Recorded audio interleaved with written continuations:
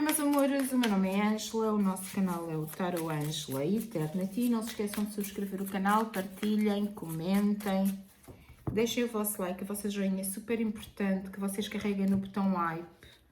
Por favor, se vocês gostam do conteúdo, se vocês gostam dos vídeos, tentem por favor passar a pessoas que vocês gostam ou até aquelas que vocês não gostam, está bem?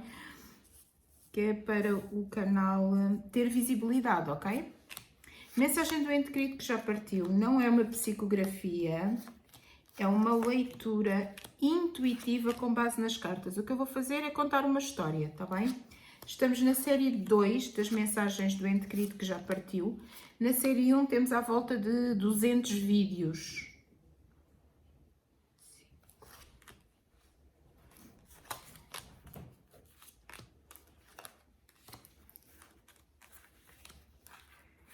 São sempre mensagens mais profundas, não é? Vocês já sabem. Opção número 1. Opção número 2. Aconselho que vocês ouçam o vídeo todo. Às vezes não se identificam só com uma leitura, identificam-se com mais do que uma. Ok? Opção número 3. Opção número 4. Portanto, voltamos a ter o vídeo do ente querido às sextas-feiras. Embora algumas pessoas não gostem do vídeo do ente querido e pediram que se fosse retirado do canal, fizemos uma pausa e agora vamos voltar outra vez, está bem? Portanto, todas as sextas-feiras, vídeo do ente querido que já partiu, todas as sextas-feiras que eu consiga. Vídeo do ente querido que já partiu. Temos 4 opções, aconselho que vocês escolham uma delas, mas que ouçam o vídeo todo, está bem? Ou uma mais do que uma, mas que ouçam o vídeo todo. Normalmente estas leituras, como são leituras intuitivas, é contada uma história, não é? Nesta história às vezes vocês identificam-se não com uma leitura completa, mas com pedaços de leitura, ok? Às vezes é leitura completa, outras vezes é pedacinhos de leitura. É importante que vocês ouçam tudo com o coração aberto. São mensagens intuitivas com base nas cartas. Psicografia, mesa branca é outra coisa. Psicografia é quando é escrito com a letra do vosso ente querido. E a mesa branca, o médio tem que incorporar com o rosto do vosso ente querido. Vocês veem o rosto do vosso ente querido, tá bem? Fala com a voz do vosso ente querido. Qualquer outra coisa que digam por aí é mentira, ok? Escrito com a letra do vosso ente querido. Se não sabia escrever, então a letra nunca é do médio, mas se não sabia escrever, é passado o testemunho na mesma. Não é passado quando nós queremos, ok? As psicografias não são feitas quando nós queremos, é quando é autorizado e nem sempre autorização. Muitas das vezes porque vocês não têm capacidade para receber a mensagem, tá bem? Não significa que o vosso ente querido não esteja bem, significa que muitas das vezes as pessoas não têm capacidade para receber a mensagem e ela não é transmitida. Não é o médio que faz esse julgamento é feito pelo divino e não se consegue contacto. Isto não é brincar, não é? Não é, eu agora quero e tem que ser como eu quero. Não dá, né?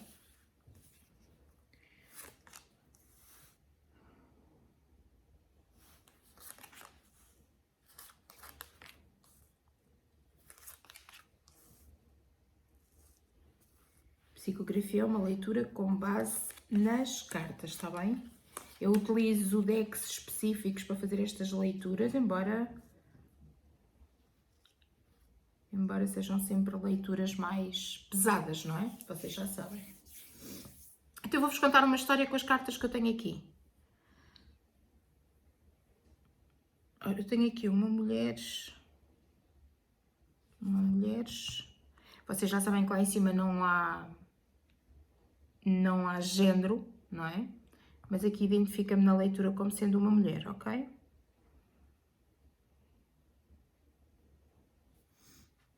Leitura intuitiva com base nas cartas. É o contar de uma história com base nas cartas. Ela vem-nos dizer que hoje é ela quem fala. Não com o corpo que um dia foi, mas com a alma que ficou depois das dores. Eu amei demais e foi esse amor que me matou. Amei alguém que dizia que era o meu tudo, mas tratava-me como se eu fosse nada. No início era doce, prometia ao céu, jurava mudar, mas aos poucos o céu virou prisão e as juras tornaram-se gritos ensurdecedores. Eu acreditava em cada perdão, acreditava porque tinha medo. Medo de estar sozinha, medo de ser culpada, medo de ser livre. E o medo, esse foi o meu maior carrasco silencioso.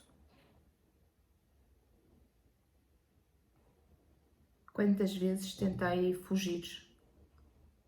Quantas vezes fiz a mala, chorei no escuro?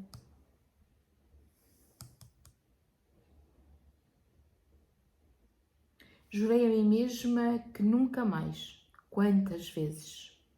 Mas bastava um pedido de desculpa e eu voltava. Voltava porque ainda acreditava que o amor podia curar tudo. Mas o amor não cura quando vem das mãos erradas. Um dia percebi que já não sorria.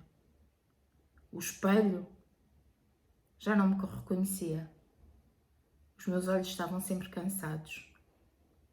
A minha voz já não tinha forças. E o meu corpo carregava marcas que eu escondia com vergonha, como se a culpa fosse minha. A casa que devia proteger-me tornou-se o meu cativeiro. E ele, o homem que jurei amar, tornou-se o meu medo. Eu vivia a contar passos, a medir silêncios, a engolir lágrimas, para não o irritar. Vivia como uma sombra de mim mesma.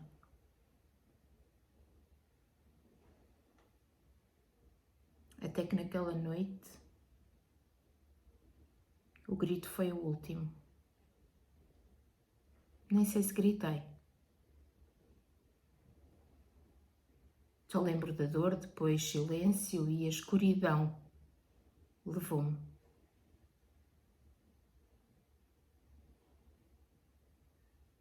Do outro lado, alguém esperava por mim. Vi luz, mãos suaves, paz. Uma paz que nunca conheci em vida. E foi aí que percebi que o amor verdadeiro não dói. O amor não mata. O amor não cala. O amor não prende.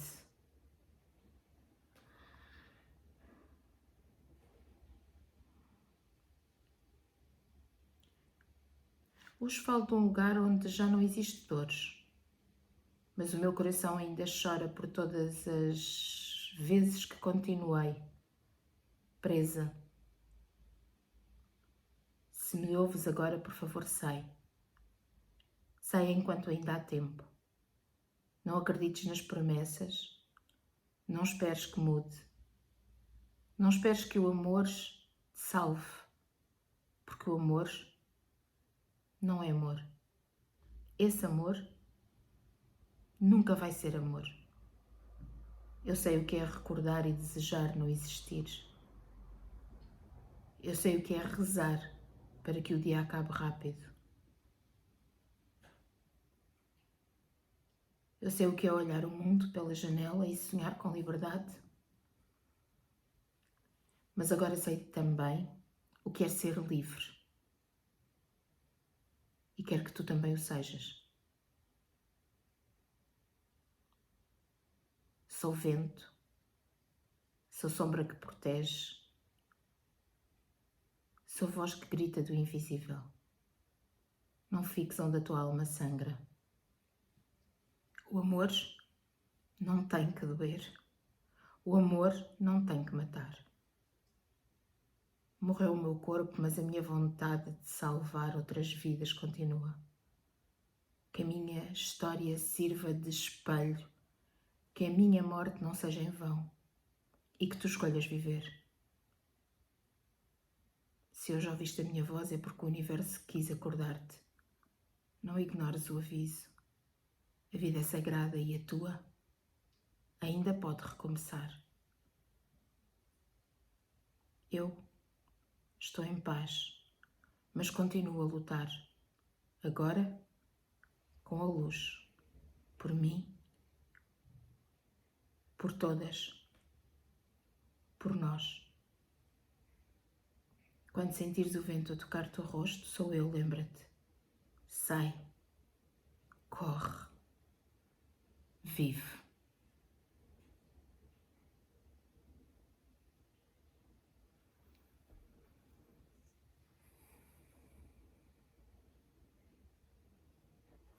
Ela deixa-nos o testemunho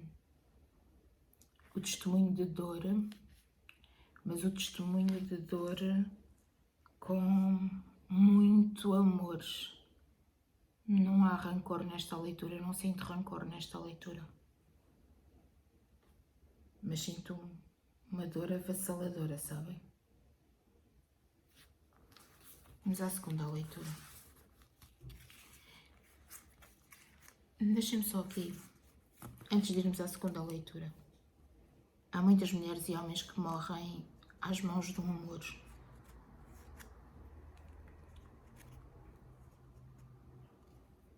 Quem está dentro de uma situação destas, tóxica, abusiva, tem muita dificuldade em sair. Às vezes as pessoas dizem, não sei porque não quer, como é que é possível, tão bonita, como é que passou, ou tão bonito, como é que passou por uma relação tóxica. Parece uma pessoa inteligente, como é que não saiu. Não tem a ver com inteligência, não tem a ver com beleza, não tem a ver com caráter, com educação. É muito mais profundo do que isso. Eu acho que estas pessoas amam para além do que é o amor. Elas acabam por, quanto mais dor sentem, mais percebem que a situação é errada, mais envolvidas elas estão. É quase como se aquela dor as alimentasse e elas continuassem, ou eles continuassem, porque não conseguem sair. É quase um vício tenebroso, porque a pessoa sabe que está errado, a pessoa sabe que amar não é aquilo, a pessoa sabe que... Só que a pessoa quer tanto que as coisas resultem, ama tanto. E o amor pode ser isto, pode ser uma doença, pode ser muito duro. A isto eu não chamo amor. Mas há muita gente que intitula de amor isto. Amam demais. Penso que posso dizer que é isso. É um amor que transcende a pessoa. Não há como julgarmos. Não há como dizermos porque é que não sais, porque é que... E tens que fazer, às vezes nem sequer é a condição económica que faz com que a pessoa fique. Às vezes é a esperança que o outro vai mudar, é o querer muito, é uma série de fatores que nós não podemos julgar não estando lá. As pessoas têm muito por hábito julgar o outro, julgar a vida do outro. É muito fácil nós sermos julgadores da vida do outro. É muito difícil depois julgarmos a nós mesmos e conseguirmos ter esse discernimento quando somos nós a viver as situações. Quem está de fora vê com uma visão sem sentimento. Quem está por dentro não pensa, porque o sentimento tolda a visão, o pensamento. Portanto, é muito fácil quem está de fora dizer como é que é possível ter estado tanto tempo, como é que é possível ter morrido às mãos de uma mulher ou de um homem, porque é que não saiu, porque é que não começou de novo. Não é assim, ok? Eu já vi pessoas completamente destruídas e não há uma solução mágica para sair. O que eu vos tenho a dizer é aquilo que ela diz de uma maneira diferente, porque ela diz com dor nas cartas, não é? O que eu vos posso dizer é peçam ajuda. Não é fácil vocês conseguirem sair sozinhos. Não são mais nem menos por estarem numa relação tóxica. Só está numa relação tóxica quem tem bom coração. Quem não tem, não vai permitir que lhe façam isto. Portanto, vocês só estão nisto porque são boas pessoas. Então não tenham medo de pedir ajuda. Não tenham vergonha de ter um bom coração. E acreditem que todos nós podemos passar por uma situação de um relacionamento abusivo. Não se fechem na dor e nestas alturas a família pode não estar preparada para ajudar, os amigos podem não entender e dizer porque é que não sais, porque é que continuas, não percebo porque é que gostas, não percebo porque é que ficas lá. As pessoas não entendem. A ajuda de um especialista é o ponto essencial nestes casos. Alguém que vos saiba ouvir sem vos julgar, sem dizer o certo e o errado, porque todas as pessoas que já passaram pelas minhas mãos, enquanto médio espírita, regente do centro espírita, todas elas sabiam que a relação não era uma relação saudável. E o que as mantinha lá não era acharem que a relação era bonita ou que era saudável. Era a esperança de que a relação viesse a ser aquilo que elas sonharam, aquilo que foi no início. Porque este tipo de comportamentos começa sempre com uma linda história de amor. E depois torna-se nisto que vocês ouviram aqui. As pessoas não são tontas por estarem numa relação destas. Portanto, se conhece alguém que está a passar por este tipo de relação, não julgues, porque não sabes se amanhã não és tu, porque não somos mais espertos que os outros, porque não é por esperteza, não somos mais bonitos do que os outros, porque não é a beleza.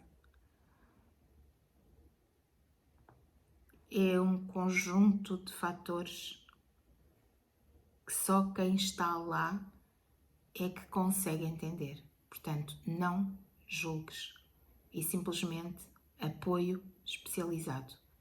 Os amigos não têm capacidade para ajudar, os familiares não têm capacidade para ajudar. A maioria das vezes acham que a pessoa tem que reagir como eles querem que a pessoa reaja. Ajuda especializada nestes casos é o melhor, acreditem. Vamos para a opção número 2. Vamos lá ver se esta é um bocadinho mais branda.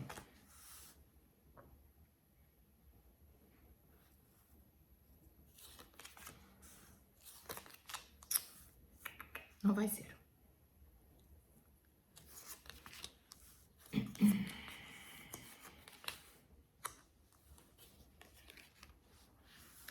Temos um anjo aqui, não é? Temos um anjo aqui.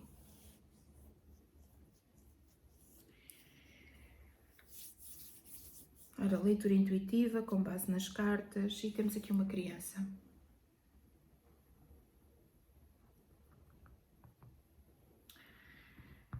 Bem,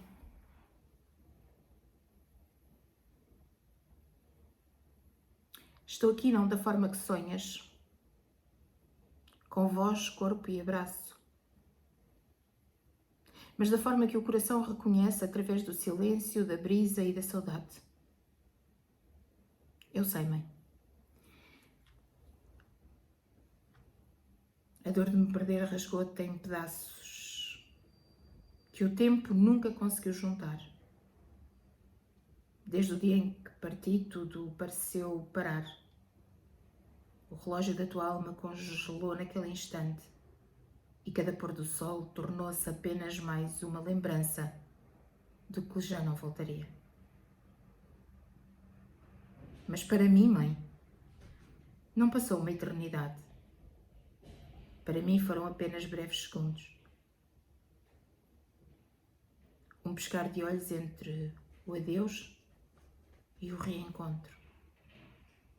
Porque aqui, onde o tempo não existe, o amor é o único relógio que continua a bater. Deixem-me só respirar fundo um bocadinho.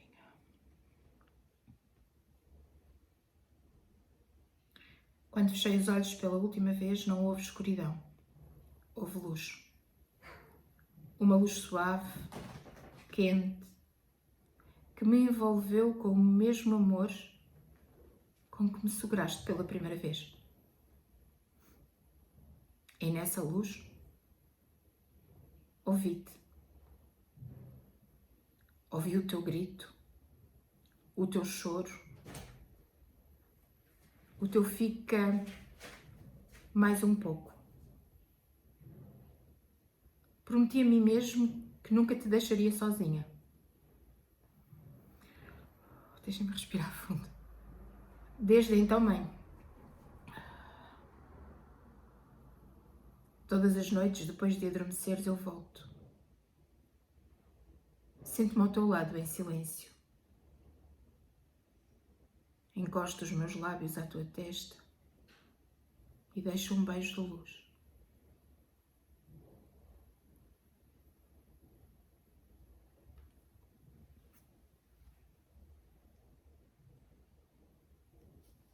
Quando finalmente consegues dormir,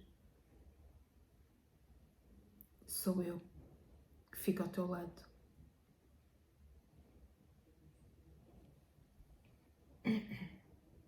Eu vejo-te, mãe. Quando falas comigo no escuro, quando guardas a minha fotografia com as tuas lágrimas, quando pedes a Deus para me deixar voltar, só por um instante. E eu volto, mãe. Em cada borboleta que pousa na janela, em cada estrela que pisca mais forte, em cada sonho onde me vês sorrir. Mãe, aqui não há dor, há amor. Um amor tão imenso que o teu coração ainda sente, mesmo a quilómetros de distância, quilómetros espirituais. E é esse amor que me liga a ti todos os dias. Uma linha invisível, feita de fé e eternidade.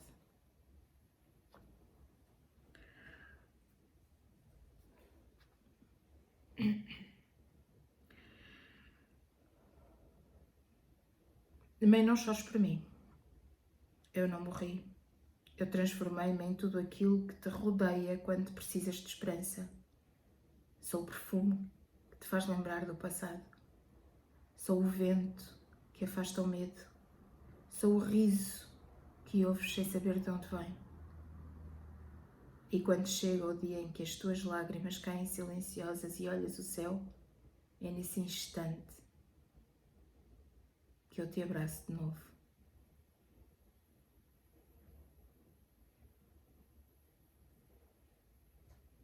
Porque sabes, mãe, o nosso reencontro não é um se, é um quando. É quando esse dia chegar. Será como acordar de um sonho longo. Tu vais chamar o meu nome e eu vou responder com a mesma voz de sempre. Estou aqui, mãe. E tudo o que te pareceu uma eternidade, para mim terá sido apenas o intervalo de um beijo. Até lá, mãe. Dorme tranquila. Eu continuo a beijar a tua testa todas as noites. E prometo-te, nunca deixarei de te amar.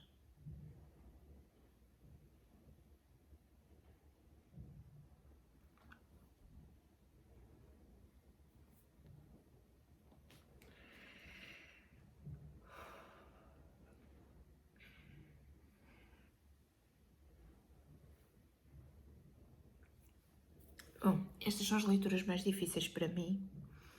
Ele vem sempre como um anjo.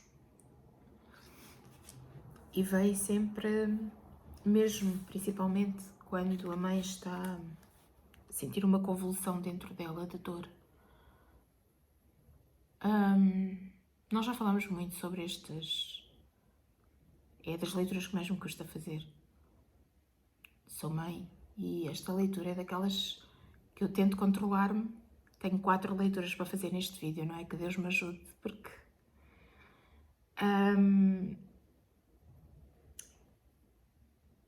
eu não consigo dizer algo que seja minimamente inteligente, que consiga levar um pouco de calor ou de apaziguar o coração de uma mãe que perdeu um filho. Não tenho essa capacidade. A única coisa que eu posso dizer com esta leitura que eu tenho aqui é que ele é um anjo. Ele dá-me a ideia que é um menino. Dá-me a ideia que partiu muito novo. Ele não diz que é como partiu, é quase que uma mensagem à mãe. É como se ele quisesse só ouvir dizer um olá mãe.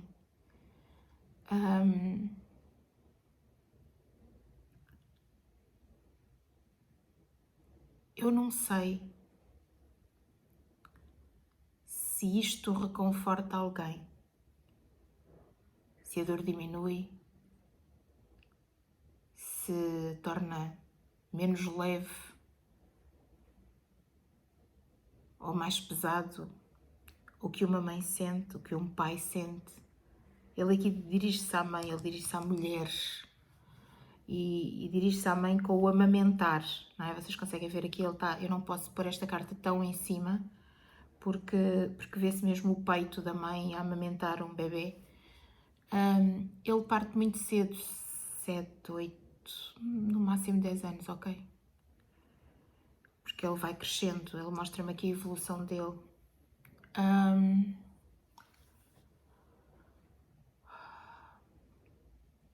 Eu não tenho palavras inteligentes que eu possa dizer aqui que atenuem a dor de um pai e de uma mãe que perde um filho. Se servir de algum consolo, o vosso bebê está bem. Está melhor do que vocês. Porque consegue vir até perto de vocês. Ele fala de um beijo, não é? Ele mostra um beijo. Ele mostra a família, a aproximação da família. Ele vem muito para a mãe, a leitura, porque ele começa com a mãe. Mas ele fala de família, de se aproximar, de um lar de família. Não fala de irmãos, não fala do pai, mas fala de um lar de família. Ele está bem. Ele está melhor do que vocês, porque tem uma dimensão diferente da dor que vocês estão a viver todos e que ele está a viver também. Nós não conseguimos entender na nossa mente, no plano terreno, porque é que uma criança tão nova, que ainda nem começou a viver, parte. Não temos capacidade para entender, porque é contra a natura. Os pais deviam de ir sempre antes dos filhos. E nós não estamos preparados. Eu não sou alguém que possa dizer muito nestes momentos. Aliás, eu não vos consigo, muitas das vezes, dizer por palavras algo que vos consola a alma quando vocês me deixam mensagens. Nos vídeos, quando vocês mandam mensagens. Pessoalmente, eu levanto-me e abraço e fico só ali. Porque eu sou espírita, porque eu não conseguia entender a morte. Eu sempre vi pessoas que já tinham morrido e eu não conseguia entender o porquê que as pessoas morriam, principalmente porque é que eu as via depois de mortas. Eu não conseguia compreender a morte. A morte era algo que eu não tinha capacidade para entender. Eu não vos consigo explicar, mas é uma dor tão profunda que eu sentia que eu não conseguia lidar com a morte. E foi por esse motivo, ou esse foi o principal motivo de eu ter entrado no centro espírita. Psicólogos e psiquiatras não me conseguiam moldar o pensamento, formatar a mente para que eu conseguisse entender a morte. E eu só consegui entender a morte quando eu cheguei a um sítio, centro espírita, aonde me conseguiram explicar que a morte não é o fim. E aquilo que eu vos digo a vocês, eu acredito com todo o meu ser. Eu digo-vos com toda a minha certeza de que a morte não é o fim. A morte é uma passagem muito ténue. Nós estamos no mês de outubro. A linha entre os dois mundos é mais fininha. Nós estamos mais próximos. Há mais comunicação. Nós conseguimos estabelecer também mais contacto. Embora se consiga durante todo o ano, não é? Mas conseguimos estabelecer mais contacto nesta altura. Vocês também recebem mais mensagens, mais sinais dos vossos entes queridos, porque há uma proximidade maior. Estreita-se, há um véuzinho mais fininho entre os dois mundos. E eu só consegui sobreviver à perda e à morte quando me explicaram de forma verdadeira que a morte não é aquilo que nos ensinam. Dizem-nos que a morte é o fim de tudo, não é? Nós nunca mais vimos as pessoas, elas desapareceram. Só que eu via as pessoas, desde os 2 anos, não é?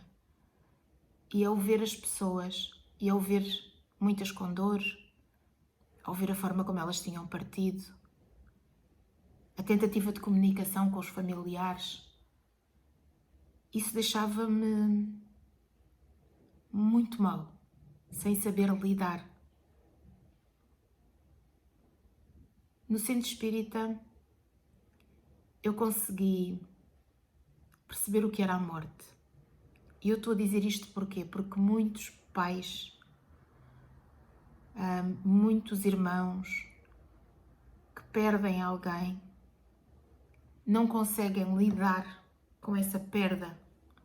A dor é monstruosa e não se consegue lidar com essa perda. E às vezes o psicólogo ou o psiquiatra, se não tiver capacidade para lidar com esta verdade, às vezes não nos conseguem dar ferramentas para nós conseguirmos entender a dor que estamos a passar e ultrapassar dentro daquilo que é possível no nosso entendimento humano, ultrapassarmos esta dor. Às vezes morre um filho e uma família inteira entra numa depressão e morrem todos juntos, porque os que cá ficam não conseguem sobreviver à morte de quem partiu. E vão arrastando-se pela vida, porque a vida foi perdida quando aquela pessoa partiu. Vou-vos contar um episódio. A minha avó velhinha, a avó do meu pai, eu conhecia já muito velhinha.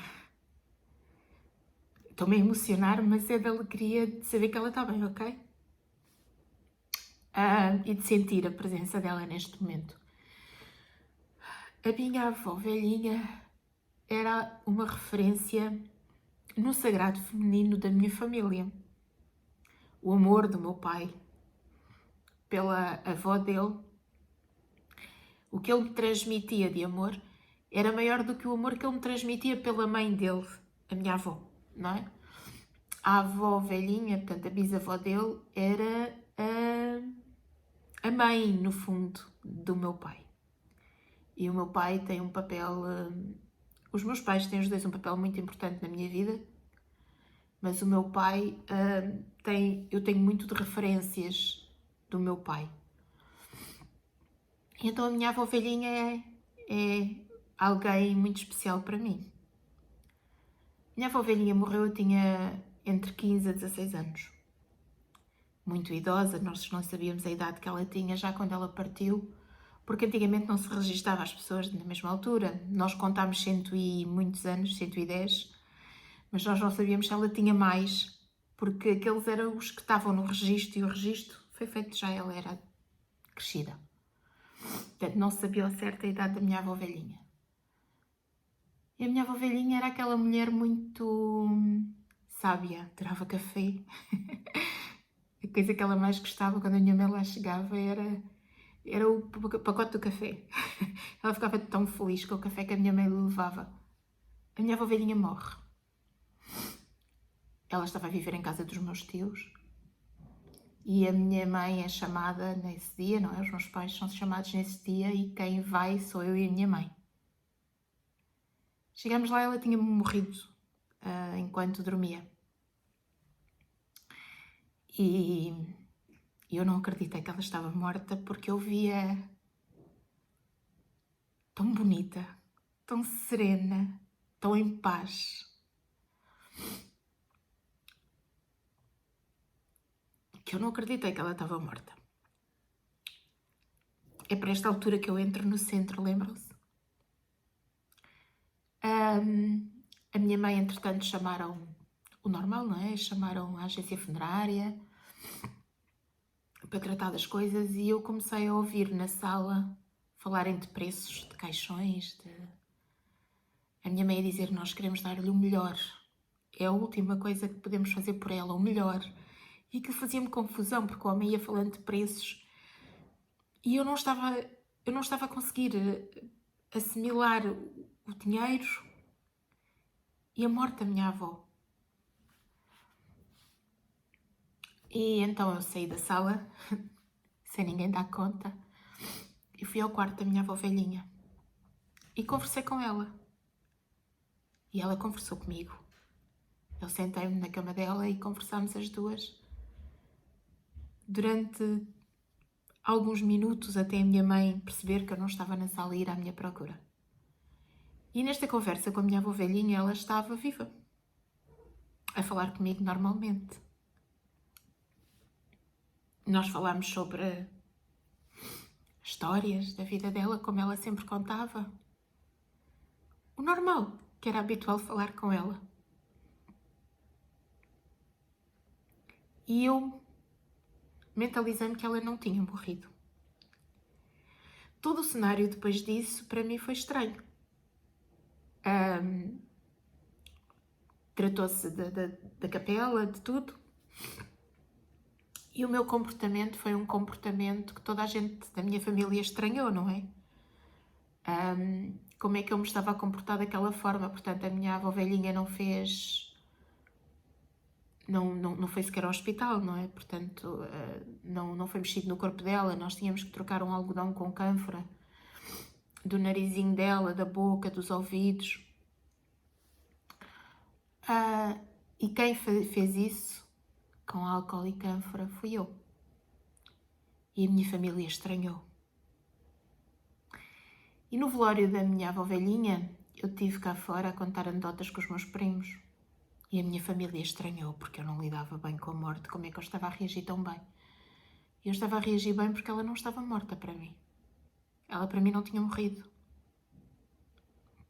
Eu tinha falado com ela. Eu estava em negação absoluta e tudo o que estava a acontecer à minha volta não era real. As pessoas foram chegando, eu fui cumprimentando a família. Eu mexia na minha avó velhinha com uma tranquilidade enorme quando todos sabiam que eu não era assim. Eu não reagia assim à morte. E eu com ela era eu que queria tratar dela. E a minha mãe deixava porque para a minha mãe o que estava a acontecer comigo era que eu estava a lidar bem com a morte da minha avó velhinha. sendo que eu não estava a lidar. A minha avó velhinha era uma mulher que deixou muitas saudades. Matriarca da família. A mulher que sofreu, mas cuidou de todos, que amou todos, que alimentou todos. E na altura em que nós entramos no cemitério, meu pai ficou perto de mim, com medo de como é que eu ia reagir. Aquela era uma das grandes dores do meu pai. E a minha mãe e o meu pai ficaram perto de mim e nós fomos até à campa da minha avó velhinha. Eu estou a ver a entrada no cemitério e deram-me uma rosa branca para a mão. E quando eu vejo o caixão da minha avó velhinha a descer à terra,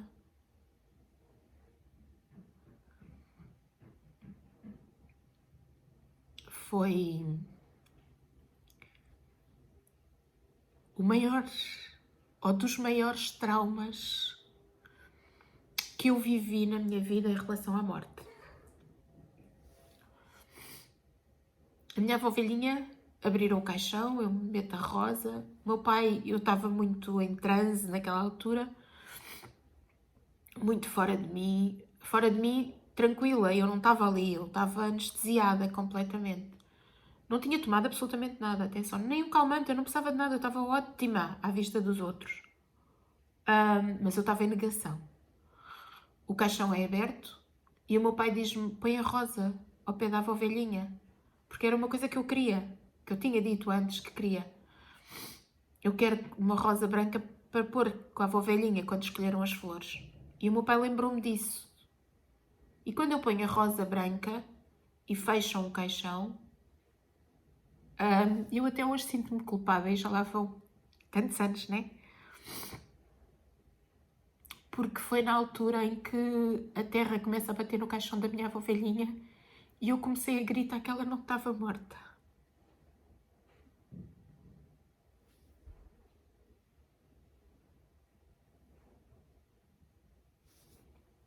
Ela não estava morta. Para mim, ela não estava morta. Claro que eu sinto culpa ainda hoje, porque imagina, meu pai está a perder uma referência. Eu precisava da minha força naquela altura.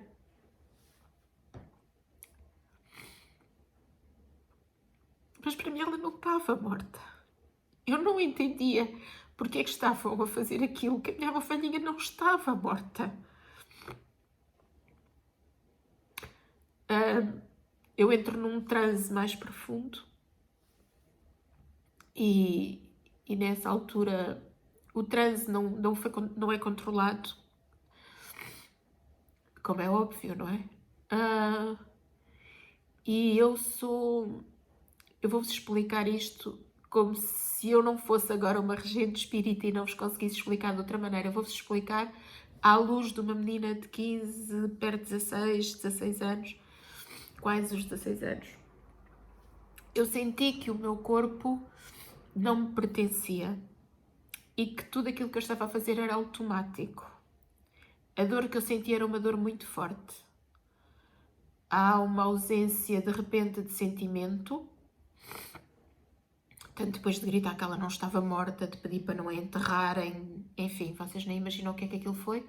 Meu pai consegue-me retirar dali porque eu tinha uma força incrível. Imagina, numa altura em que toda a gente precisava de paz e de sossego, eu entrei num colapso emocional. Claro que a culpa não é minha, como é óbvio, nem de ninguém, porque ninguém podia prever uma coisa daquelas, não é? Quando o meu pai me começa a retirar dali, o que eu senti, e o que eu sinto ainda hoje, é como se... E estou a sentir exatamente o que aconteceu. Eu estou a ver exatamente o cemitério e a voltar para trás. O meu pai vai-me conduzindo e eu vou andando. Mas eu sentia que o meu corpo não era meu. Eu ia andando como se eu estivesse completamente drogada. Estão a ver? Como se eu estivesse completamente ausente. Como se eu tivesse saído de dentro de mim. E saí de dentro de mim. Mas explicar-vos à luz de quem está a sentir naquele momento. A dor é tão profunda que eu não conseguia lidar com aquilo e tive ajuda espiritual. Então eu caminhei, eu fui fazendo tudo mecânico. O meu pai dizia-me, anda, e eu andava, eu caminhei com ele. A minha mãe de um lado, o meu pai do outro. Eu vejo a cena por cima. Eu consigo ver exatamente, consigo sentir, eu sei as campas que estava. Posso-vos dizer, hoje em dia, tudo o que aconteceu naquele dia. Tudo, os cheiros, tudo. Mas eu vejo a cena fora de mim. Completamente fora do meu corpo. Mas eu, completamente funcional. Completamente funcional. Só que eu não respondia. Portanto, eles falavam comigo a partir de uma determinada altura. Eu silencio, não há lágrimas, não há uma voz minha. Eu silencio e eu caminho. E as pessoas vão se aproximando do meu pai. Vão dando sentimentos ao meu pai, a alguns familiares. E às tantas, alguém retém o meu pai e eu sigo com a minha mãe. E eu sigo com a minha mãe e eu vejo, e estou a ver neste momento, nós as duas a caminharmos, o portão, porque a minha mãe agarrou-se a mim e não me largou, não falava com ninguém, a minha mãe estava, o objetivo dela era a filha, só, eu acho que a minha mãe nunca mais se lembrou de mais nada. E eu lembro-me do carro, o carro estava estacionado em frente ao portão do cemitério e o meu objetivo era o carro. Era como se eu tivesse um único foco, tudo o resto à minha volta não me interessava. Nem o barulho, nem as pessoas, nem a família, nada. E quando nós chegamos ao pé do carro, a minha mãe tem que me largar do lado do pendura, não é? Do lado contrário ao condutor, e dar a volta porque o carro não estava a abrir e ela teve que me largar ali. Esta parte é a parte que depois me foi contada, porque eu a partir daqui eu não me recordo, não tenho uma branca. A minha mãe diz que ela encosta-me ao carro, eu estava inanimada, mas um inanimado de pé, viva, de olhos abertos, eu estava ali, não é? A minha mãe dá a volta para abrir o carro e quando dá a volta, porque a porta do meu lado não abria, a minha mãe dá a volta para abrir o carro e quando dá a volta, a minha avó, a filha da minha avó velhinha que tinha sido sepultada, e a minha tia, portanto, nora da minha avó, aproximam-se de mim. Angelita, como é que tu estás? E a minha mãe diz que apanhou um susto nessa altura porque eu fecho os olhos e começo a falar exatamente com a voz da minha avó velhinha, a dizer uma série de coisas à minha avó que ela nunca lhe iria perdoar daquilo que ela fez e daquilo que se passou e de coisas que eu não faço ideia o que é que foram. A minha mãe diz que ficou assustada, não conseguia perceber as minhas reações, a minha reação, porque era uma reação intempestiva e agressiva para a minha avó, numa quase que cobrança e que uma série de coisas que ela disse que a minha mãe contou na altura e que a minha mãe, então Angelita, a tentar calar-me, porque eu estava a ser, era eu, não é? Era eu que não era eu, não é? Mas era eu ali, a dizer aquelas coisas à minha avó. Coisas que se passaram, graves, enfim, vidas. E a minha mãe tenta meter dentro do carro, diz que o meu pai lhe leva para o hospital, porque eu não estava, não era eu. Leva para o hospital, era a única coisa que eles sabiam, o melhor que eles podiam fazer. Como pais, o que é que eles me iam fazer? Isto é em Lisboa e nós atravessámos a ponte para ir para o Garcia da Horta, portanto do outro lado, não é? Na margem sul. E a minha mãe diz que eu permaneci sempre calada, portanto ela meteu-me dentro do carro, eu não tinha ação para pôr o cinto, não tinha, eu era um corpo, a minha mãe diz que eu era um corpo morto, mas completamente funcional, portanto, senta-te, eu sentava-me, levanta, eu levanto, mas não pensava, portanto, automaticamente nós sentamos-nos no carro, eu pelo menos, a primeira coisa que faço é pôr o cinto de segurança. Ali eu sentava-me no carro e ficava, não mexia, como alguém que está drogado, ok? Portanto, a minha mãe diz que pôs o cinto. Quando vamos a atravessar a ponte, mais de meio da ponte, já para a Almada, não é? A minha mãe diz que eu respirei fundo e disse, vamos finalmente para casa. E a minha mãe perguntou-me se eu estava bem. Eu respondi que estava bem. A minha mãe começou a ver que eu estava mais normal. Comecei a responder. A minha mãe disse-me, tens fome? Diz que foi falando comigo a ver. Eu não me foi levar para o hospital porque o que ela pensou foi, eu vou levá-la para o hospital. Isto é tudo muito estranho. Como é que a vão atender no hospital? Porque não é uma coisa física, não é? É uma coisa espiritual.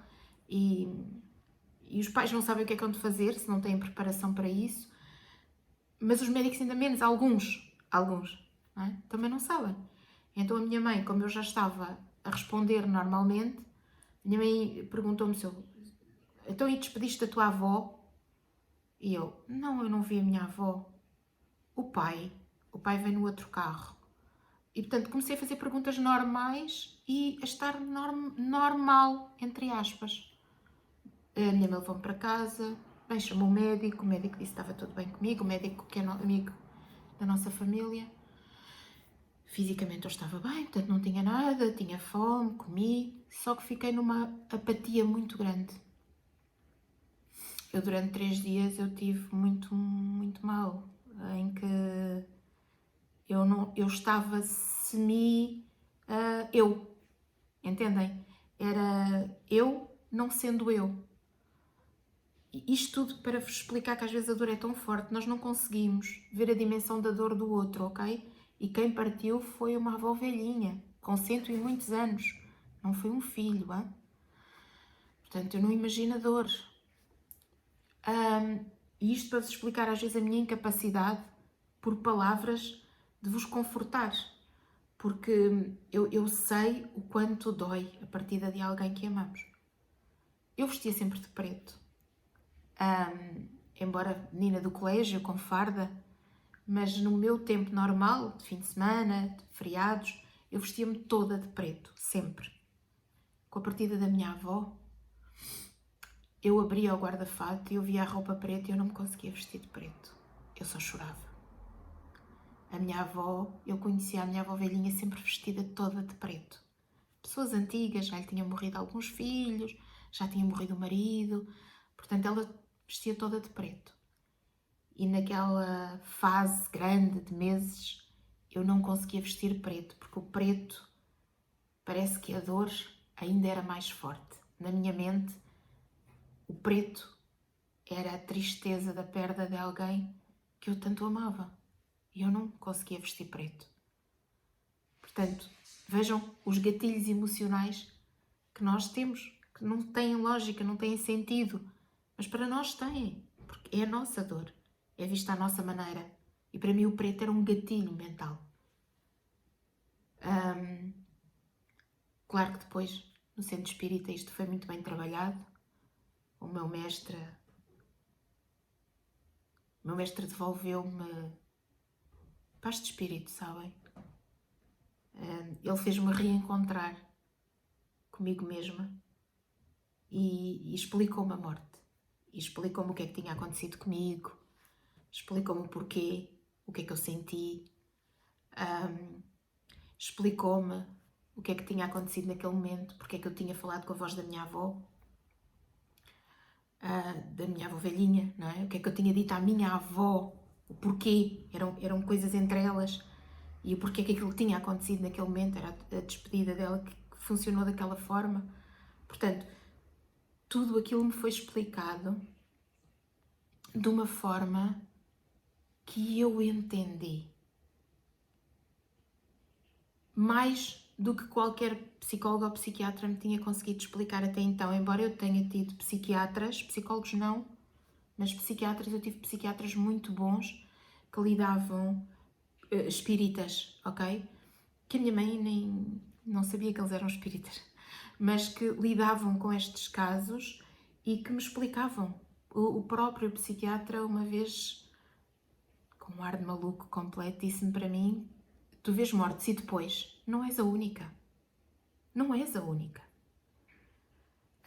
E um psiquiatra dizer-nos isto teve um valor muito importante na minha formação enquanto pessoa. Eu tive as pessoas muito certas na minha vida, por isso é que eu digo sempre que sou muito abençoada, porque foram passando por mim pessoas de muito valor, que me ajudaram muito. E o que eu quero dizer com isto tudo, que alguns de vocês já devem ter ouvido esta história, outras histórias sobre mim,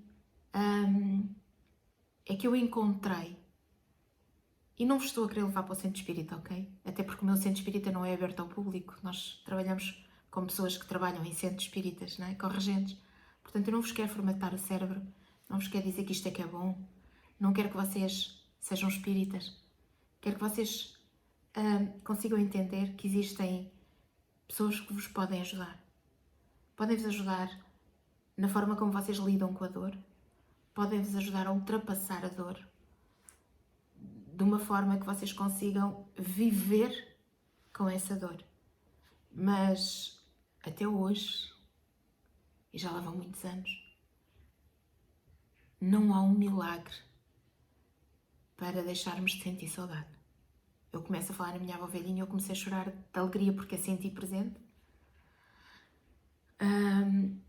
Mas a saudade está cá. A saudade permanece. A forma como eu lido com a dor da perda é muito particular em mim. Eu sinto que aquela pessoa que morreu, ela está simplesmente ausente. É como se ela estivesse na casa dela e eu não tivesse tempo para ir visitá-la. Ela está ali, a minha avó velhinha está lá. Ela era de Passos de Arcos, portanto, Lisboa. A minha avó velhinha está lá. Eu não tenho tempo para ir visitá-la, ela de vez em quando aparece, mas a minha avó velhinha permanece no sítio onde ela viveu a vida toda. Aqueles que partiram, eles permanecem dentro de mim com a distância de eu tenho que ir visitá-los. E um dia destes eu vou visitá-los. Quando eu me for embora daqui também, não é? Vou visitá-los. Portanto, eu aprendi a lidar com a morte não como o fim, como uma ausência. Uma ausência de saudade. Uma ausência de uma saudade que não dá para pegar no carro e ir lá, mas tenho a sorte de poder, muitas das vezes, comunicar com eles e eles comunicarem comigo. Não é quando eu quero, mas muitas vezes acontece. Sentir a presença deles, tenho essa sorte de poder ter esse contacto, mas também não é quando eu quero. Muitas das vezes eu falo com eles e eles não estão presentes, mas eu sei que eles me ouvem. Há ligações que vocês nunca vão perder, ok? Eu hoje ainda não falei com a minha mãe ao telefone, mas eu sei onde é que a minha mãe está. Eu sei que se eu telefonar do outro lado ela vai atender, se não atender é porque não pode, mas depois ela vai me ligar. Eu lido com a morte exatamente desta maneira. Eu sei onde é que eles estão. Talvez eles não consigam comunicar comigo hoje. Talvez eu tente comunicar e não consiga. Mas eu sei que eles estão bem. E mais tarde ou mais cedo a comunicação dá-se. Mais tarde ou mais cedo nós vamos voltar a estar juntos. Mais tarde ou mais cedo eu vou para o pé deles. Mais tarde ou mais cedo algum deles vai reencarnar. E já reencarnaram. Alguns. Saber lidar com a morte desta forma não apaga a saudade, mas traz no meu peito e no meu coração a certeza de que eles estão bem. Então não terminou nada. Não foi o fim de nada. Eu não perdi ninguém. Eu não perdi ninguém. Os meus ausentaram-se. Porque a evolução deles era assim. E eles tinham que se ausentar. Se eles pudessem escolher, também não tinham ido. Ou se calhar até tinham, mas não assim. E eu reajo assim porque à medida que me foi sendo passada a doutrina, que eu fui aprendendo, que eu fui lendo, que eu fui participando em mesas brancas, que eu fui fazendo psicografia, que eu fui sentindo os meus guias, os meus mestres ao pé de mim, que eu fui vendo a transformação na vida das outras pessoas, que eu fui vendo as mensagens. Eu já presenciei tantas que é impossível ser mentira. Eu sou uma mulher muito pragmática. Eu não acredito nas coisas quando me dizem isto é verde. Tem que me explicar porque é que é verde. Eu não sou muito de ir em cantigas. Se me disserem que uma coisa é assim, eu tenho que ir ver. Se é, eu tenho que experimentar, eu tenho que testar. Portanto, eu não sou daquelas pessoas que vai encarneirada. E isto foi-me tudo muito bem explicado. Eu vi, aconteceu comigo, eu vi acontecer com outras pessoas. Eu fui protagonista de outras histórias, de pessoas que eu não conhecia de lado nenhum, que chegam até nós para uma psicografia e quando eu acordo, eu tenho várias folhas escritas com uma letra que nem é minha. E a pessoa à minha frente está a chorar porque aquilo que está escrito ali é a letra do ente querido dela. E aquilo que está lá escrito, eu não faço a mínima ideia que acontecia na vida daquelas pessoas porque eu nem sequer as conhecia. Então algo maior teve que passar através de mim. Eu já vi isto com os meus colegas a acontecer. Portanto, algo maior teve que acontecer ali. Eu incorporo com muita facilidade, dentro de determinados limites. E quando me dizem o que eu disse, ou o que aconteceu, ou quando eu desperto e olho para a pessoa que está à minha frente e ela me diz obrigado, Ângela, por isto, isto e isto, e era a voz, e como é que é possível? E era a voz do meu pai, era a voz... Isto é real.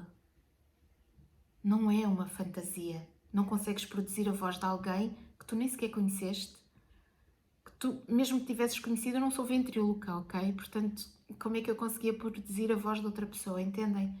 Como é que eu conseguia saber aquelas coisas que a pessoa diz que eu disse? Eu já vi isto também acontecer com muitos colegas meus.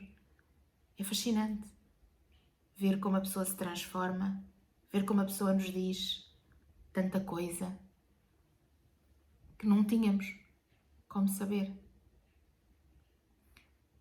Isto tudo para vos dizer que no Espiritismo nós não conseguimos apagar a vossa dor, mas conseguimos, não sei se a palavra certa é normalizar a dor, mas talvez seja normalizar essa dor. Essa dor vai continuar a existir. É normal que sintas essa dor. E daí eu chamar normalizar, entendem? É normal que sintas essa saudade. Vais continuar a senti-la. Mas não perdeste ninguém. Está só distante. E tu não consegues comunicar. É só isso. Para mim, só isso foi a chave mestra da minha vida. Entre a loucura e a sanidade mental. Porque uma criança que vê mortos, que fala com mortos, que passa mensagem de mortos, é vista por muitos como louca. E na família errada, seria visto por muitos como louca. Houve um psiquiatra que me quis fazer uma cura de sono e a minha mãe não deixou. Porque uma cura de sono a alguém como eu seria levar-me para um patamar muito estranho. A maioria dos psiquiatras não me põe a medicação. Eu não tomo medicação. Porque eu não preciso de dormir. Eu não preciso de ficar calma. Eu preciso de exteriorizar o que está lá dentro e de normalizar o que está lá dentro. Mais nada. Nesta procura de psicólogos, psiquiatras, neurologista, muito importante na minha vida, um neurologista. Eu, se pudesse, acho que vivia com o meu neurologista. Ele tem 86 anos. Eu acho que o adotava. A família dele é que não deixa, não é? Acho que sim. O meu neurologista é alguém muito importante, porque ele, além de ser um homem com uma sabedoria incrível, é um homem que nunca me viu como alguém diferente. É um homem que respeita os meus tempos, os meus lutos, as minhas perdas. Ele percebe, entende, não me medica, não é? Porque quando temos uma tristeza, o que é que fazem? Vão medicar. Nós às vezes precisamos só que percebam o que é que está a acontecer connosco. Porque eu não deixei de ter acompanhamento.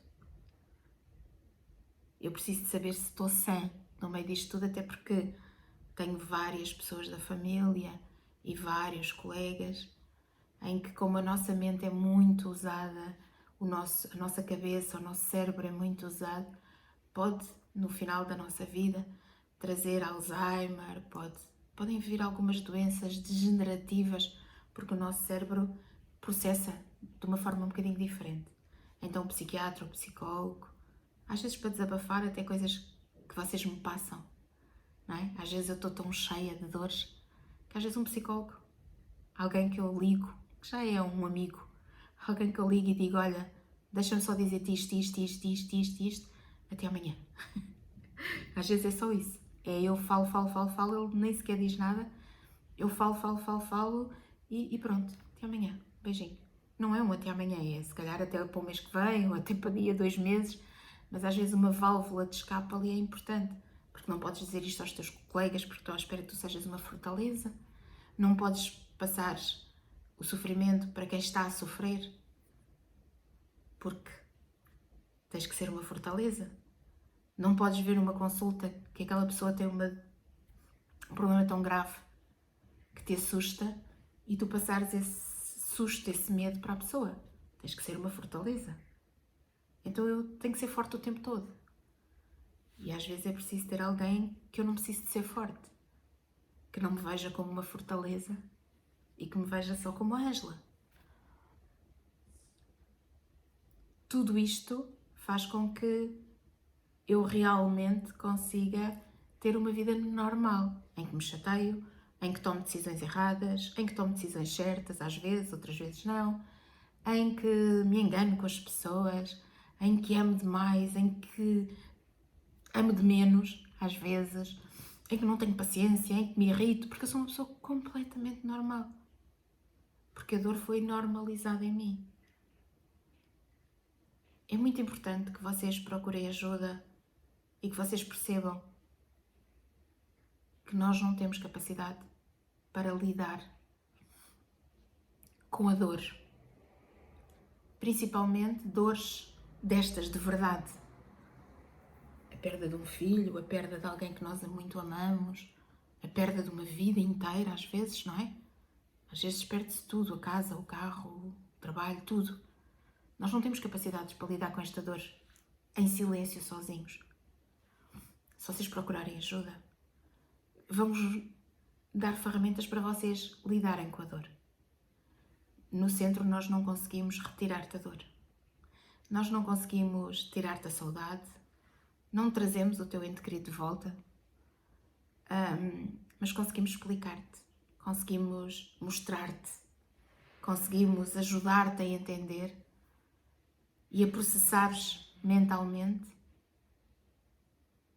que não perdeste ninguém. É só um até já.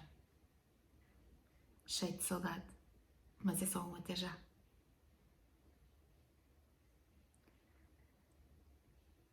Para mim,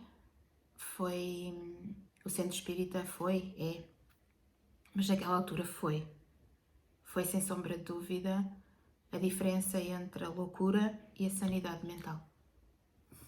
Sem sombra de dúvida. Explicaram quem eu era, porque é que eu sentia aquilo, o que é que se passava comigo, o porquê de eu não saber lidar com a dor da morte, o eu estar tão próxima de quem está do outro lado e tão ausente de quem está deste.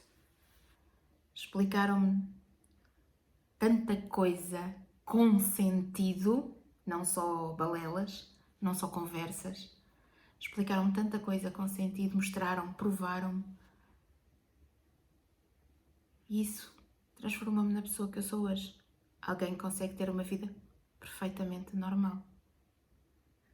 Se vocês me virem na rua, ninguém diz que eu sou espírita, ninguém diz que eu falo com mortos, ninguém... Sou normal, sou uma mulher normal. Tive casamentos normais, tive desilusões normais, tive acertos normais. Não fiquei fechada num manicômio, como muitos que não tiveram a sorte de nascer numa família como eu nasci, principalmente ter a mãe que eu tenho. Que quem conduziu tudo isto, com a autorização do meu pai, obviamente, mas o meu pai foi sempre mais ausente. Quem conduziu toda a minha sanidade mental foi a minha mãe, sem sombra de dúvida. Se eu sou hoje a mulher que sou, mãe, mulher, amante, amiga, devo à minha mãe da estrutura que ela me deu em compreender cada passinho da filha. Não é fácil. Uma filha com 2 anos, eu pedi a Deus durante 9 meses que o meu filho não fosse como eu. Então, do tempo da minha gravidez, eu pedi a Deus que o meu filho não fosse como eu. E a minha mãe foi uma grande mulher que soube lidar com uma filha assim. E o filho, completamente diferente. Com outras coisas que ela também teve que lidar, com outras... Eu tenho um irmão, mais novo, 5 anos, que também não é assim. Graças a Deus não é assim. Porque quem é assim não deseja que ninguém seja. Embora o que nós vivemos é um mundo muito bonito, também é um mundo de muita rejeição ainda. As pessoas não nos entendem. Há muita gente que não compreende, também porque há muita podridão, há muita mentira, mas também há em todos os outros setores. Se vocês pensarem no advogado, muita gente vai dizer que os advogados são todos aldrabões. Se vocês pensarem num, sei lá, as pessoas têm estigmas e algumas profissões têm estigmas por falta de cultura, por falta de entendimento, existe um estigma. E porque também existem muitos charlatões, pessoas que vos dizem que passam mensagens.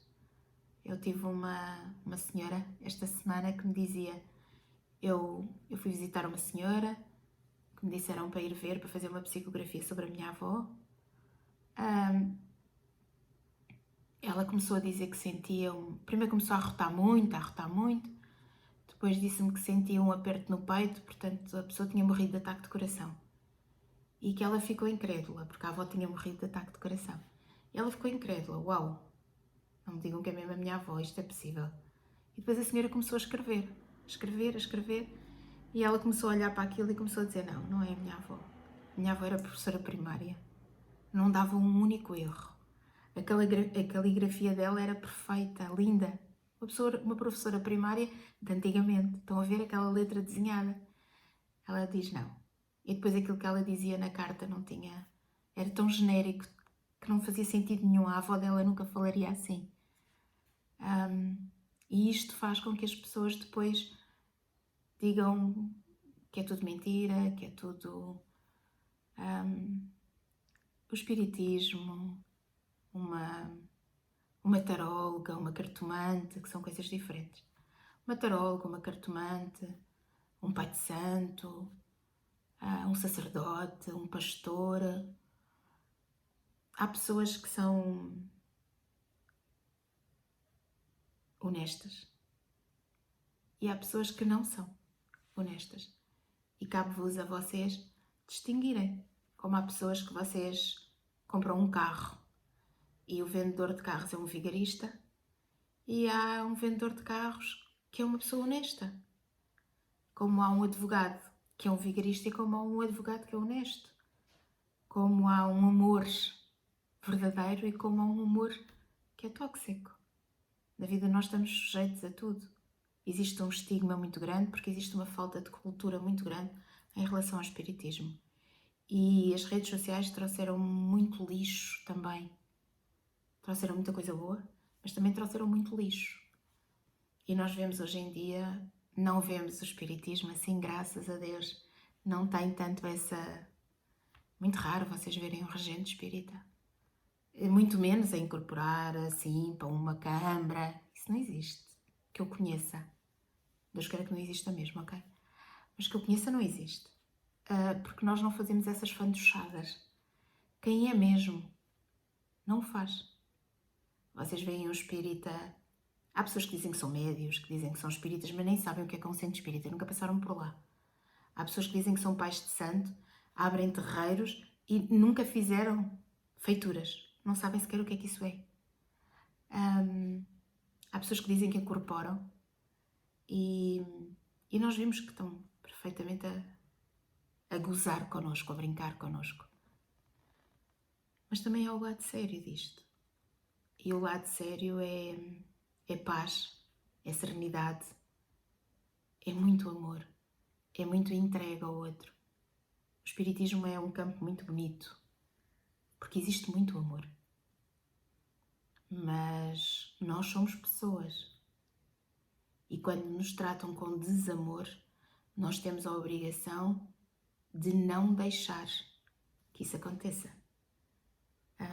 O espírita ser uma pessoa amorosa, compreensiva, está próximo de quem o respeita, de quem o trata. Com esse respeito e com essa... Como em tudo na vida, não é? Vocês não deviam tratar bem quem vos trata mal. E o espírita tem essa consciência. Pode dizer-vos, atenção, estás-me a magoar, mas passa ali um limite e ele vai pôr uma barreira e vai sair. Porque tem que se proteger também, porque não pode sofrer tantas agressões e porque somos responsáveis pelo nosso campo energético e não podemos deixar que outras pessoas nos magoem dessa forma, não é? Se eu vos ensino a vocês a não se deixarem manipular, a não se deixarem magoar, a não serem pisados, logo, obviamente que eu não vou deixar que me o façam, não é? Portanto, claro que não. Vamos para a terceira leitura.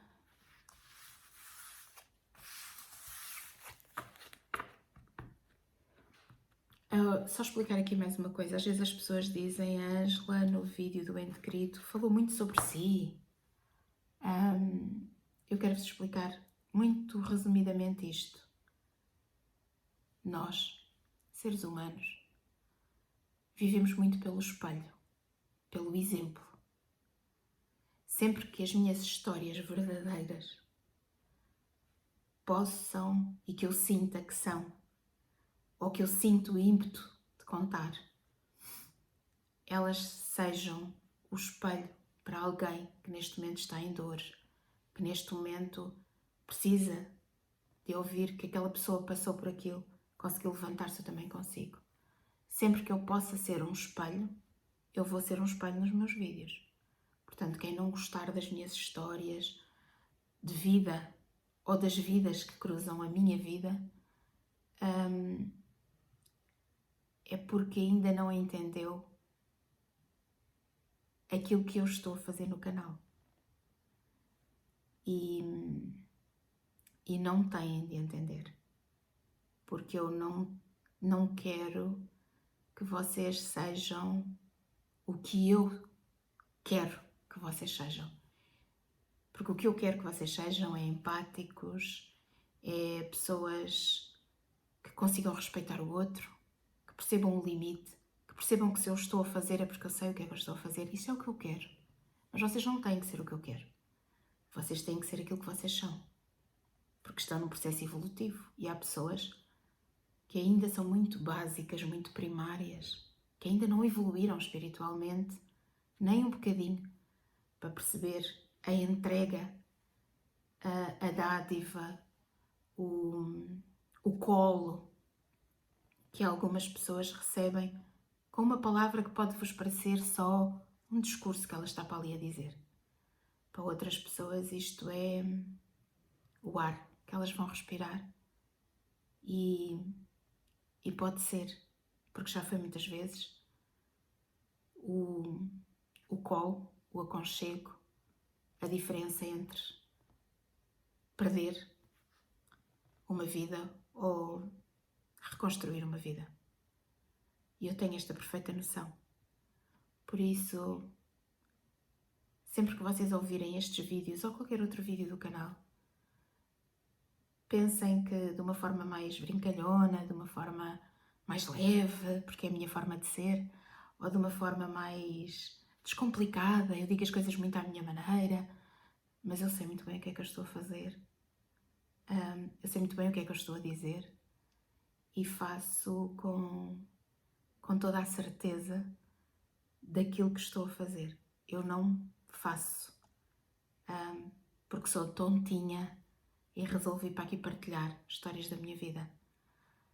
Até porque vocês sabem muito pouco de mim. Vocês sabem aquilo que eu quero que vocês saibam. Mas a verdadeira Ângela conhece quem convive comigo. Vocês sabem sobre a taróloga, sobre a regente espírita, algumas histórias que eu vos quero passar. A Ângela, mãe, mulher, amante, amiga, filha. Essa Ângela, muito poucos de vocês têm acesso a ela. Portanto, eu não venho para aqui contar as minhas histórias de vida. Eu venho aqui contar aquilo que eu acho, que eu sei, que me é dito para o fazer, em verdade, porque aconteceu mesmo,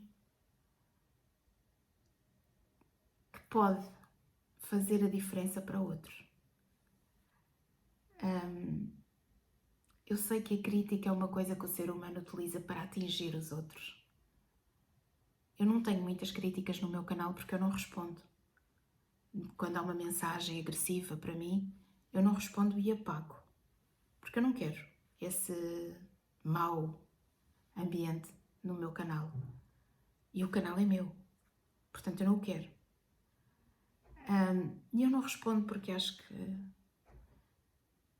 quando eu vejo, ou quando alguém me trata menos bem, com o respeito que deveriam ter por eles e não têm, portanto também não conseguem ter por mim, quando alguém me trata mal, eu digo-vos muito sinceramente que eu reajo a tratarem-me mal, eu não fico a ser uma coitadinha, era impossível eu, Ângela, agir como uma coitadinha.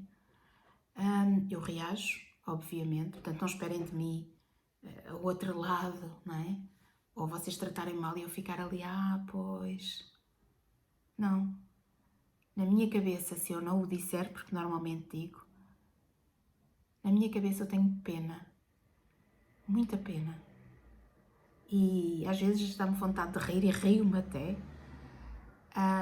de ver pessoas tão burras, tão desrespeitosas.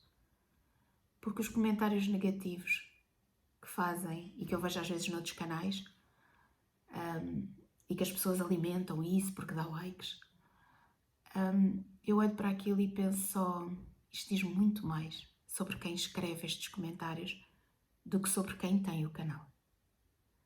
Portanto, quando vocês dizem alguma coisa que é para me ferir, eu vou olhar para aquilo e vou ter pena de vocês, porque diz muito mais sobre vocês do que sobre mim. E alguns de vocês são dignos de pena, porque não tiveram princípios, não tiveram educação, são adultos sem educação, sem respeito, sem princípios, não conseguem perceber que do outro lado está alguém que não andou com vocês à escola, está um mestre espiritual. E que apesar de eu ser muito próxima de vocês, brincar, eu não deixo de ser um mestre espiritual.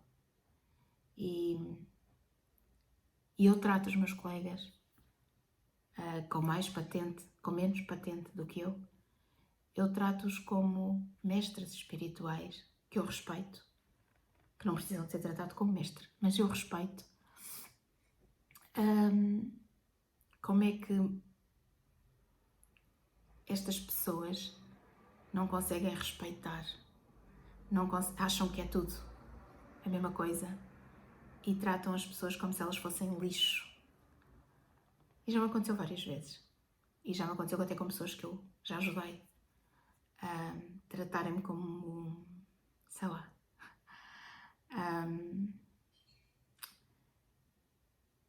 coitados. São pessoas que são tão ignorantes e o ser humano, infelizmente, é muito ignorante. Um Trump, ignorância em pessoa. Um Putin, ignorância em pessoa. Espero não ter o vídeo bloqueado ou não monitorizado por causa disto. Mas nós temos tantas pessoas ignorantes, não é? Até a reger grandes potencialidades mundiais, potências mundiais. Como é que eu, não é? A Ângela, insignificantezinha aqui no meu cantinho, em Portugal, ainda por cima um país tão pequenininho, como é que eu posso querer que as pessoas sejam mais educadas e respeitem o outro, quando elas não respeitam os filhos, não respeitam os pais, não se respeitam elas mesmas, porque quando tratam o outro mal não se estão a respeitar elas mesmas. Portanto, não se deem ao trabalho de criticar o vídeo do ente querido, ou de me criticar a mim nas mensagens, ou de criticarem as mensagens, primeiro porque eu vou apagá-las, as mensagens que as pessoas deixam nos comentários, primeiro porque eu vou apagar e as pessoas nem sequer vão conseguir ver, até porque o canal está com muita restrição a palavras que se vocês usarem, nem elas nem sequer aparecem. E depois porque ninguém vos vai ligar nenhuma. E vocês vão ser só aquilo que vocês são. Ignorantes. E pessoas sem... Coitados. Então vamos para o terceiro tema. Leitura. Este vídeo vai ficar assim longo. Mais uma coisa que as pessoas também criticam. O vídeo era muito grande. Vejam fragmentado. Vejam meia hora hoje, meia hora depois, meia hora...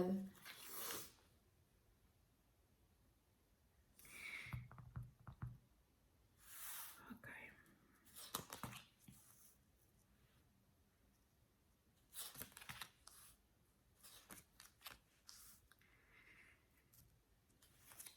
Bom.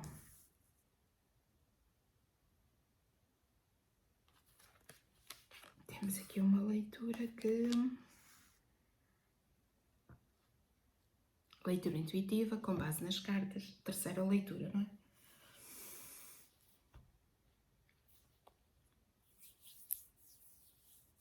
Incrível, pareceu que vos estava a preparar para o que vinha a seguir. Sem saber as cartas que estavam aqui, que eu baralhei-as à vossa frente. Estava-vos a preparar para o que vinha a seguir, em que a humanidade está completamente desprovida de sentimentos e de amor.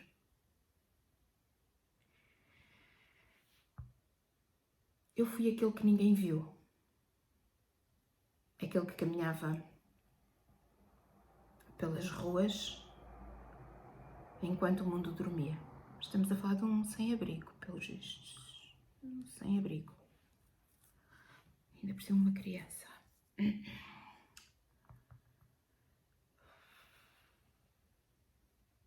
Enquanto as janelas se fechavam e as luzes se apagavam, eu ficava ali, sozinho, na rua. O silêncio era o meu único amigo. O frio, o meu cobertor. E a fome, a companhia constante que me lembrava que eu ainda existia. Estamos a falar de uma criança. Nunca conheci o amor. Nunca tive um colo para adormecer. Nunca ouvi o som doce de uma voz a chamar-me de filho. Nasci órfão de tudo. Da vida, da sorte, da esperança. As pessoas passavam por mim, olhavam, desviavam o olhar. Fingiam não ver. E eu aprendi cedo que o invisível dói mais do que a fome.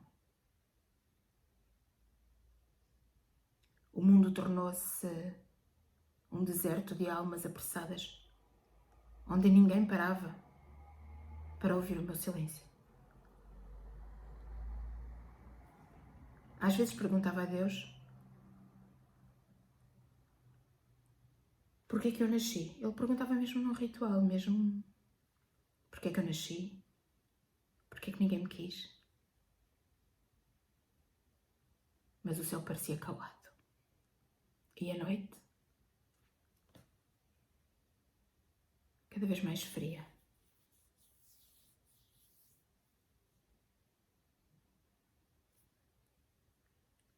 Ele teria entre 15 a 17 anos, mais ou menos, quando partiu.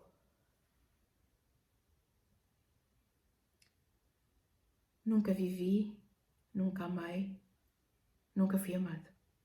Só existi, como um sopro esquecido, como entre os becos e as ruas sujas, à noite.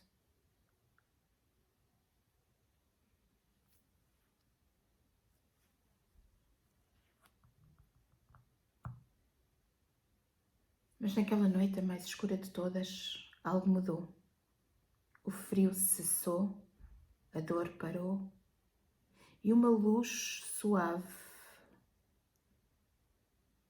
branca, começou a descer. Um resgate. Um homem aproximou-se, sereno, calmo, com um sorriso que eu nunca tinha visto antes. Os olhos dele tinham a paz que eu sempre procurei. Estendeu-me a mão.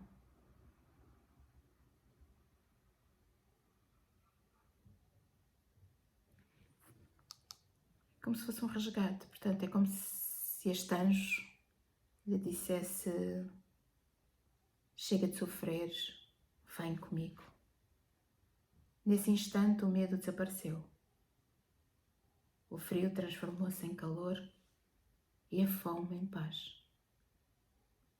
Eu caí nos braços dele e senti pela primeira vez o que era ser amado.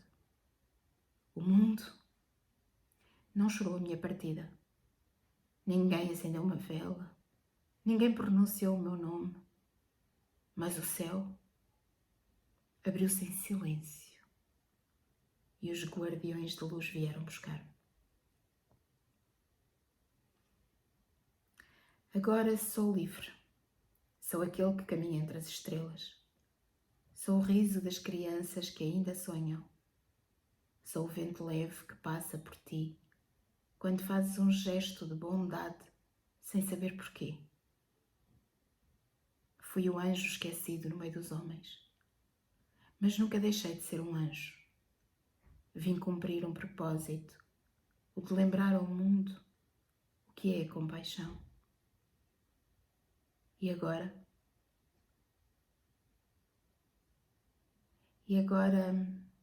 é como se a minha voz fosse toda a eternidade. Encontrei o colo que procurei, um colo feito de luz, de paz e de amor. A minha dor terminou e a minha alma repousa onde nenhum frio me alcança. O mundo não me viu e isso bastou, porque Deus viu-me. Hoje sou apenas um sussurro de luz a dizer-te: ama quem passa, olha nos olhos dos esquecidos, vê os invisíveis antes que a vida os leve, porque cada um deles é um anjo disfarçado à espera da redenção. Eu sou aquele que o mundo nunca viu, mas que o céu nunca esqueceu.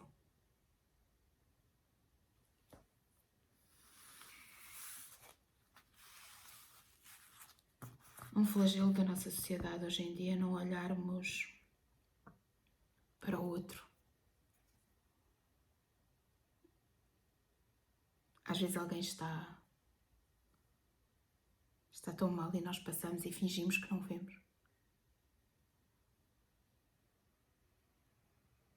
Há tão pouca empatia. Não respeitamos os outros. Não conseguimos olhar o outro.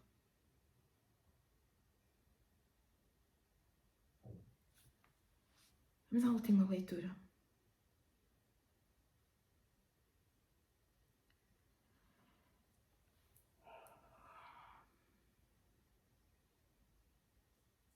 Mais amor, por favor. Mais amor, por favor.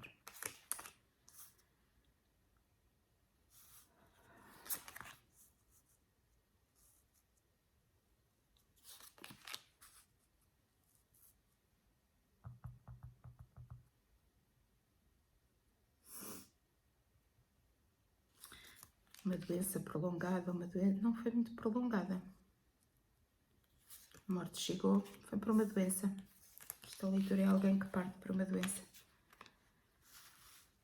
É alguém que tem um grande amor por um de vocês em vida. É alguém que parte por uma doença.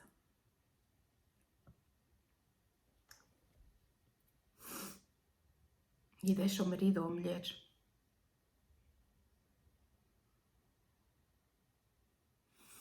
Mas foi uma partida com ausências. Isto devia ter sido na altura do Covid ou de alguma peste negra, alguma coisa assim. Porque, ou peste negra ou Covid, que foi mais atual, não é? Porque não há ninguém a acompanhar este funeral ou esta morte. Há uma ausência de pessoas, portanto esta pessoa fica isolada, ou então é uma doença uma contaminação muito, muito fácil, e então esta pessoa está isolada e parte num isolamento.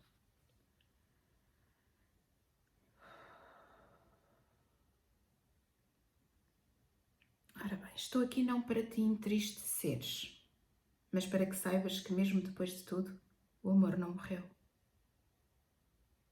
Lembras-te do último dia em que me viste? Nem sequer sabíamos que seria o último.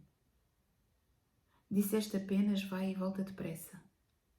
E eu fui, sem imaginar que o destino tinha outros planos. Tudo aconteceu muito rápido, demasiado rápido. Uma febre, um mal-estar, o hospital, e de repente aquela sala branca tornou-se no meu mundo. O frio das paredes, o cheiro a desinfetante, as máquinas a apitar, o som metálico das vozes escondidas por máscaras. E eu sozinho. A dor era física, sim. Mas o que doía de verdade era a ausência. O olhar que eu procurava não estava ali. As mãos, que sempre souberam curar, ficaram do outro lado da porta, separadas pelo medo. Lá fora o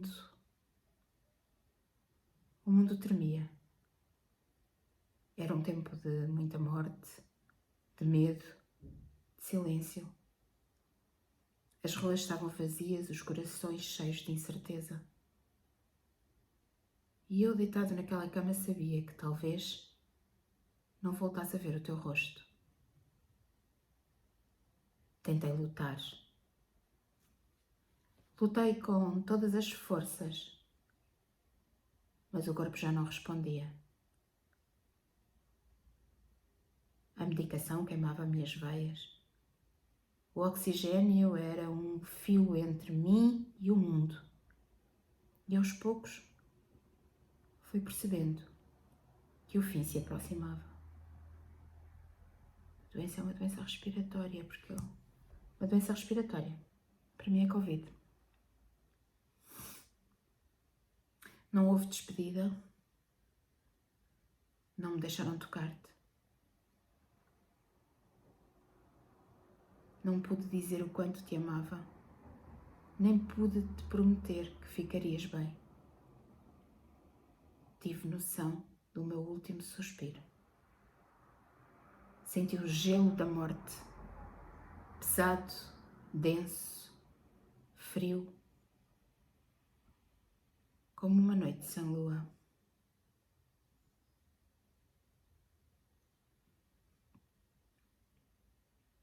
E nesse instante, meu amor, tive medo. Medo de deixar-te sozinha ou sozinho. Medo de nunca mais te encontrar. Mas logo o medo se dissipou. Porque quando o meu coração parou, ouvi vozes suaves. Vi uma luz que iluminava a escadaria, o meu caminho. Essa luz abriu-se diante de mim. E as mãos de pura luz, estenderam-se e puxaram-me com ternura. O corpo ficou ali, inerte, silencioso. Mas eu já não sentia dor. Já não havia frio, nem fome de ares, nem solidão.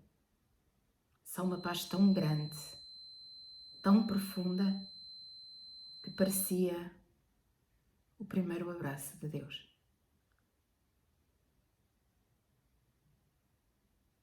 Foi então que percebi que a morte não é o fim, é apenas o regresso.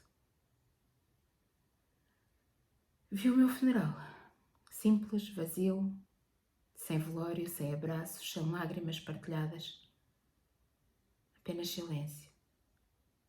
Ninguém se despediu.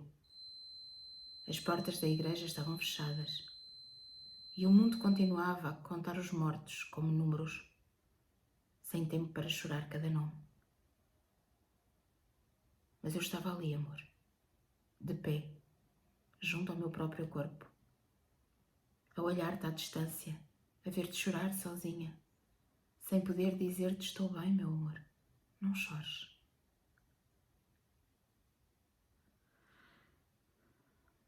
Acompanhei-te todos esses dias de dor, quando falavas comigo para o vazio, quando adormecias abraçada à minha camisa, quando me perguntavas se eu ainda existia. E sim, eu existia. Continuo a existir. Hoje caminho com aqueles que ajudam as almas a fazer a travessia. Sou quem segura as mãos dos que partem perdidos. Quem os guia até à luz que me recebeu. Mas sempre que me é permitido eu volto. Volto para te ver, para estar contigo, para te beijar.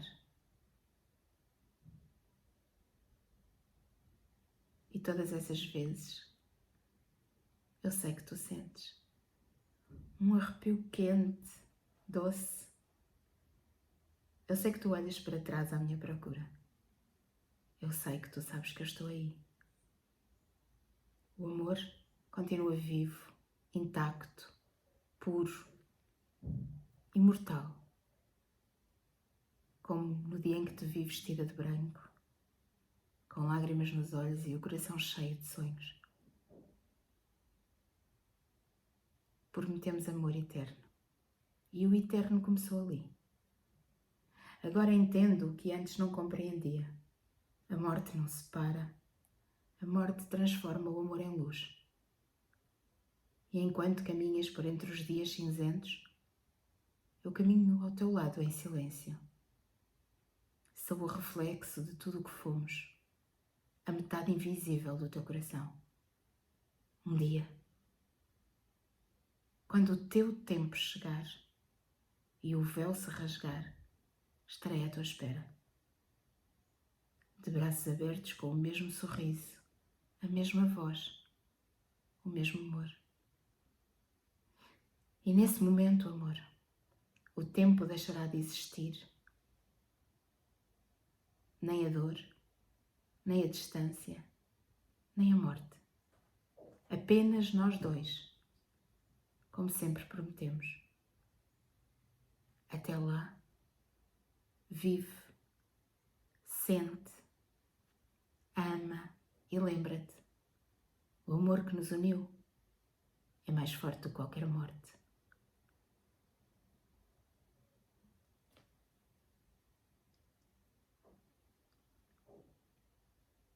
Estou a ouvir minha pequena, não sei se isto faz sentido a alguém, mas na minha cabeça está só desde o princípio das cartas, minha pequena, não sei se é alguma filha, se tratava a esposa por minha pequena, não sei.